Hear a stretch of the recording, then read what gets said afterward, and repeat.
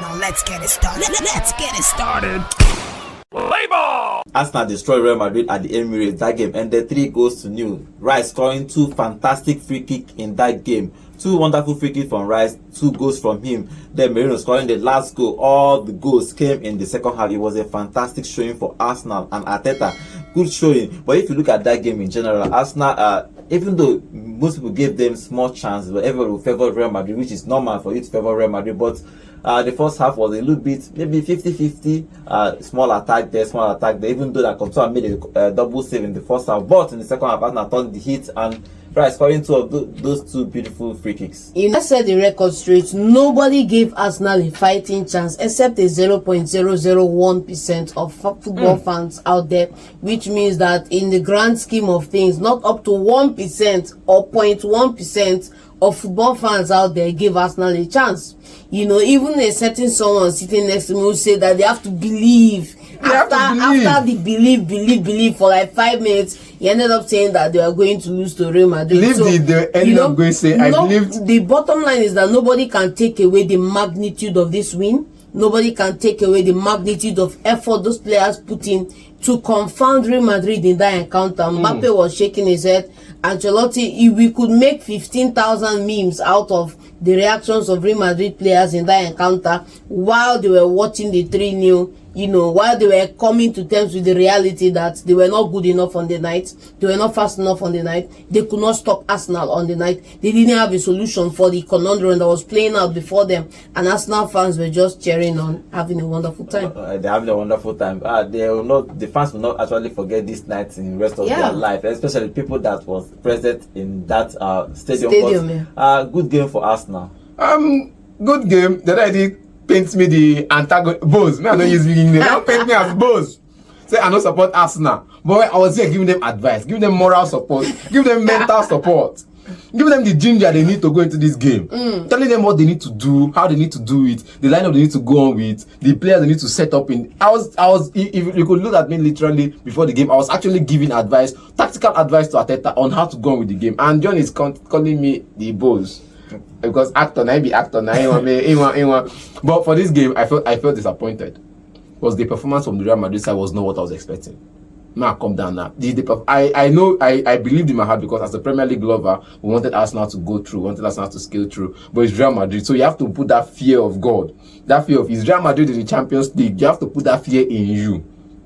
Now this is Real Madrid you're playing against. You need to be scared to a bit. You need to be scared a bit to a level. Because it's Real Madrid, but for Arsenal, you need to just go on there and play your game, have fun, make sure you get the goals, and they got the goals. Forget say we talk say Arsenal now. Would Arsenal have a striker in the summer? No, because you play against striker, come on. Because you play against Man City without striker, you score 5. You play against PSG without striker, you score 7. You play against Real Madrid without striker, you score 3. And you want to buy striker? Why? This is the part I'm saying that also is setting Arsenal up for a 4. Now you are saying they don't need a striker. You don't need then first week of next season now it will now be see I said it. They needed to buy a striker. Blah blah. I'm not gonna say I stick with my word. Arsenal, I don't need a striker. Okay, let's play like this because beautiful goals from Moreno, beautiful goals, beautiful attempts from even Saka. Because if they had a player that could stop Saka in that position, Arsenal will not create anything. Let's talk about those goals. First in the second half. First half was a little bit one chance from Mbappe. I can remember one chance when he ran through goal and Raya saved. Vinicius didn't even have any chance at all in the whole game. Rodrigo didn't have any chance at all in the whole game. Both fullbacks actually kept them quiet throughout. But second half came and everyone was expecting, you know, it's easy for Real Madrid, especially in last 10 minutes or last 15 minutes of the game. They just score you. Everybody was expecting that Arsenal is missing their chance because Coutinho made a couple of saves in the first half, and everybody was saying, okay, Arsenal didn't take their chances. Second half, Real Madrid is come in and maybe score 1 or 2 goals and win this game. That's normal Real Madrid we used to know. But you know, when you play well, luck follows you. Of course. Rice have not scored that kind of free kick in his career. Now he scored 2 in a game in 7 minutes. In 5 minutes. In 5 minutes, scoring 2 free kicks. Both of them were classical goals. First one was good, but second one was common. So one of our callers said that one was bad, one was bad. If there was another, it would have been badamba. two beautiful goals from Rice. 2 beautiful goals from Rice on the night. You can't take it away from him. You know, the most important thing about when we talk about Declan Rice, We talk about him at any club he's ever been. You can't talk about Declan Rice without talking about passion, without talking about energy, without talking about skill. You know, we saw it yesterday. And then I just feel like, you know, for the way they played the game in the first half, those free kicks were taken with an extra touch of he must enter by fire by force, and the ball had no other choice than to obey. And I know get anything to talk. Una the owe extra 35 million pounds. West Ham. Una the owe for that kind of player. My second best player at the time. I don't call him my best player. It was my second best player at the time. Una the owe You get. Give us extra 35 million pounds and we won't sue to court because he come to he want. This is what they say when you buy champions in their rights from different clubs and you put them in one team, you breed champions. Merino won the Euros with Spain. Declan Rice won the Conference League with West Ham. No, wait, no, look at me like that. I'm spitting facts here. Declan Rice with West Ham. Odegaard was in the Real Madrid setup when they were winning the Champions League as a undergrad. You understand? These are champions. Jorginho is on the bench, about to be assistant coach to Arteta, a champion. When you gather these players together, they in turn, that aura begins to spread among the dressing room. And I feel like for this aura spread among the dressing room, I'm not going to fault Jorginho again. Jorginho, you're a good player. From the bench, you're a good player, but don't start matches for us now. Declan Rice, Arsenal should just call us one aside and give us 35 million pounds. And we'll close the deal. The thing about that 2 free kicks, the first one actually, the set piece coach was telling him to cross, but he and Saka decided that one of them can shoot, but Declan Rice decided to shoot, and he saw that defense opening, and he hit that ball very well. If you look at the way he curved that ball, it was excellent, and he hit the back of the net. The second one, everybody left him, but everybody was expecting, okay, I did it once, let me do it twice, and the way he placed that ball, no keeper is touching that ball, where he plays, and the thing about his balls, it's not that necessary that he just plays it. He plays with a whole lot of pace. Yes. So before you can blink, it's hitting the back of your net. Even Courtois couldn't even believe those, especially that second one. Courtois make the dive, but that dive was just for formality dive, because he don't set up your wall wrong. First of all, the first goal he set up his wall wrong. Then you now made a dive for formality's sake. And let's see what happened. Those two beautiful free kicks from Rice gave Arsenal those two goals. For Merino has been playing since February. He has scored 8 goals since he started playing as a striker. And when he started, everybody didn't know if it will work. But you know, sometimes I keep saying it. You can complain all you want, but coaches see these guys on training. If he thinks that Merino cannot do the job, he will start Trossard or any other player. But for him to insist that Merino should do that job, that means probably he's been trying out in trainings and he's been working. He's been working and he scored the goal today. Now look at it now. He's been working because he has always been that player who goes into pocket spaces and gets the goals. Look at him for the Spanish national team. If you saw the way he plays for the Spanish national team, even in the Euros, he comes in as a sub, gets into pocket spaces, gets the goal. He is the likes of I'll call him the like of Gundogan. You get people who can get into pocket spaces, get the pass, and still deliver the pass to the next person, and perhaps get the assist, or perhaps get the chance to create, get the opportunity to create a chance for somebody else. Merino is that player that goes into pocket spaces, but as a sub in his first game, he got 2 goals. Starting has always been difficult for him. If you look at it, the way he's forget that we are counting in 15 games. In 15 games in total, we are counting 8 goals. He started he's not today. a striker. Now he started this one and he got another goal. The last game he started and he got a goal. But I feel like the last time he got 2 goals in the match as a sub, he gets more input for the side than a starter. Well, Arteta is starting him, so he knows more than he knows what he's seeing in training. I can't fault Arteta for that one, but I just feel like I believe in my chest that as a starter, he doesn't put more in the team than as a bench. I disagree. Maybe it's an opinion. He has more impact coming off the bench, but then who is going to start the game? Because how you start a game matters. How you start a game, the impetus with which you start a game goes to show if you are here for the win or not. And you need to be able to make your impact when the opportunities count. Okay. And like, for example, we keep saying about him coming off the bench, but he was there from the beginning of the game to the time he scored. He has been perfect for the Arsenal side, creating chances, dropping back into midfield to support the team, going forward to also get the opportunity to score the goal. So fantastic. If he can score persistently, whether off the bench or starting, then you might as well have him starting than coming off the bench. Okay, he is scoring that 3rd goal. Arsenal scoring 3 goals in that game. Beautiful goals from Arsenal. But let's talk about Real Madrid. What is the problem? Vini did not play anything. He was surprised because everybody was expecting, especially from that wing, to trouble Timber a little bit. Then everybody was expecting Rodrigo to trouble a young boy. Did, Yes. actually did try. A young Martin Skelly. Martin Skelly there, but both of them were shut out. Do you think that is the setup? Because if you look at, I think you said it somewhere in this show that Real Madrid are riding a whole lot of luck. They concede a whole lot. Yes. Even though most times they outscore you. But considering a whole lot is a problem. If they meet a team like Inter Milan that can defend, Yes, and Arsenal that can defend, now imagine they are considering they are not scoring because the defense of the opponents are good. But do you think it's a setup problem or an injury problem? I wouldn't say it's an injury problem, because every team in Europe right now has players out injured. Some a lot more than others. So we can't call it down to injury. Rather, number one, it's the consequence of Carlo Ancelotti not strengthening his side.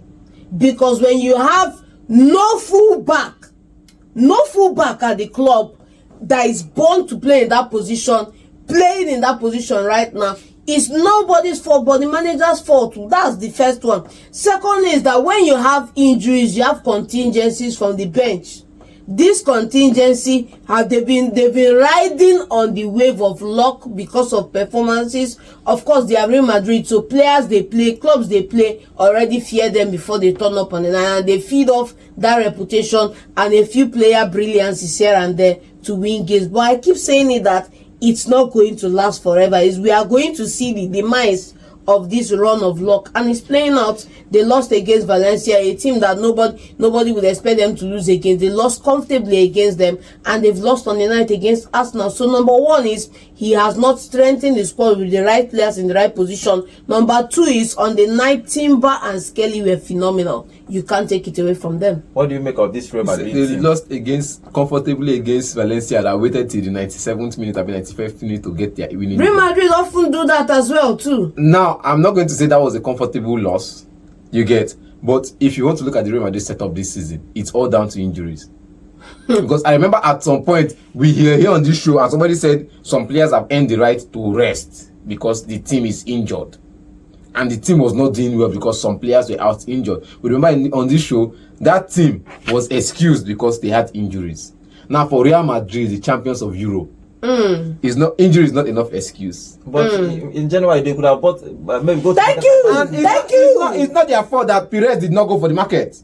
Wow. Now we want to blame Anceloti, Wow. Carlo, but Perez, that is the chairman that's supposed to release money, is looking for free players. Look at now, he signed Trent on a free. About to be concluded. Trent on a free. He's looking for free players. The left back that they were supposed to bring in, if he had willingly gone out to pay for the guy, he would have been at Real Madrid by now. But they were looking for free. Alphonso Davies for Bayern Munich. These are two phenomenal fullbacks that could have come into the club in January, but because they want to hold out and wait for a free transfer, then they decided to wait till the summer. Whose fault though? Now Anceloti, Davies has signed a new contract with Bayern Munich. Trent is still using Real Madrid as a stalking horse to force Liverpool to offer a better contract, because if he had signed, they would have announced by now that they out and out signed the contract. But yet they've not announced anything about it, which means he's using Real Madrid's bid as a stalking horse to make Liverpool up their offer. So for me, we're not going to fault Ancelotti because he wanted players in, but because the board is saying something about monetary wahala, he will play into the hands of the board because he is their puppet. Now he's the one they are going to throw under the bus. When the team is struggling, they'll sack him. Wow. You get, but as a coach, he knows what he wants. He doesn't get what he wants. He has to make do of what he has, and that's what we call brilliance. He's making do of what he has. He's forcing players to play off position. Look at Fran Garcia. He's supposed to be playing centre half, playing as left back. Alaba yesterday night was playing as the left back, and for the like of me, I will not play Alaba as a left back. But Fran Garcia is supposed to be playing there, but he played off the bench. You get, there was no midfield, because your best midfielder is playing right back for you. Your second best midfielder after Jude Bellingham is playing in the right back position. So it leaves midfield open, and Tchouaméni all season has been played as a centre half alongside Rudiger, which means for the whole of this season you've had just one fit midfielder, one fit centre half in Rudiger. And when he was out injured, we had a pairing of Camavinga and Tchouaméni in centre half. So for me, I'm not going to say it's Ancelotti. We'll look at the man upstairs and blame him, not just carry the blame and blame it on Donatello. Bro, it has to be Ancelotti, man. You can't blame the man upstairs for all you want to say. Like, you can't blame the man upstairs for all you want to say, because whoever is in that seat, the manager reports to that guy, and it's based on his submissions. Now, there are some mistakes we see a lot of managers make, which is you come out, you take the blame for the team, you take the blame for all the mistakes, and then the manager up there says, okay, fan sentiment has gone against you. You can go. You took all the blame for the team, but you're out of the job. Bro, come out and say, this is what we need, this is what we need, this is what we need. And you show that it wasn't done. It wasn't done, for crying out loud. You made a lot of money off the remodeling of the stadium, because of course you can sit up to 90,000 in that stadium right now. There's money. You can't say there's no money. You can't say there's no money. If the club has a penchant of getting young talent out of Brazil, they pay 50 million, 40 million, 30 million to get young talent out of Brazil. But when it comes to buying from Europe, they tell you they are going for free players. Something's wrong with that model. Okay. And you can't even complain that you don't have players to play in those fullback positions, because you have a youth setup that is made up of almost 1 billion euros worth of young players bought out of Brazil, that you could have picked somebody in that position and up them into the first team. Well, if you So what are we saying, man? If you look at that game, Anceloti, maybe most times if you don't win a game, it looks like you don't know what you are doing. But Carlo has actually done well at Real Madrid. He lost this game. It happened once in a while. I think at some point, Man City beat them, I think 2 years ago, 4-0, and they were knocked out of the Champions League. But if you look at the couple of years he has been here, he has won about 2 Champions League and a couple of league titles. But in this particular game, he lost to Arsenal. Finally, Arteta has actually done well with Arsenal. I think they should keep him. Everybody was saying if he does not win a trophy this year, they should sack him. But I don't think Arsenal is going to sack him. The most important piece of this conversation about Arteta, I saw the interview before the match. He was saying, of course, that this is the biggest match of his career, number 1. 2, that this is the games you look forward to play as a manager, and he has acquitted himself. Nobody can say anything against him. Does he still have his flaws? Yes. Does he still need to buy a striker in the summer? Yes. Has he done well on the night against Don Carlo, against the force of Madrid? 1,000 times yes. No, so he's obviously saying next season at Arsenal. If you don't win trophy this year, they will not sack him. Sack him. You know they will not sack him. If you don't win trophy this year, sack him. We are tired of experimenting and getting second and celebrating almost. We are tired of celebrating an almost season. The game we are is not not Netflix. The game is not we are not waiting over. for next season. We are waiting for this season. Win trophy this season. Don't wait for next season. Champions League is on the table. Champions League is on the table. If you survive Real Madrid, you know where they go meet. They've already survived Madrid. You know where they go meet. So, as it stands now, if he does not, okay, sack him. Okay, with all your full chest. Let's see what happens. If he's saying that if Arteta doesn't win trophy, personally, I don't think that they are going to sign. Probably give him. They are not going to. Yeah, they are not if he going doesn't, to. just please. Yes, probably they might give him one more season if he buys this big striker he's talking about in the summer. We'll look at that big striker and see what he's going to do with those striker next season. But for this particular game, they beat Real Madrid comfortably 3-0. It was a comfortable win for Arsenal. They go to Bernabeu next week, Wednesday, to try and see how that game to qualify for the semi-final of the Champions League.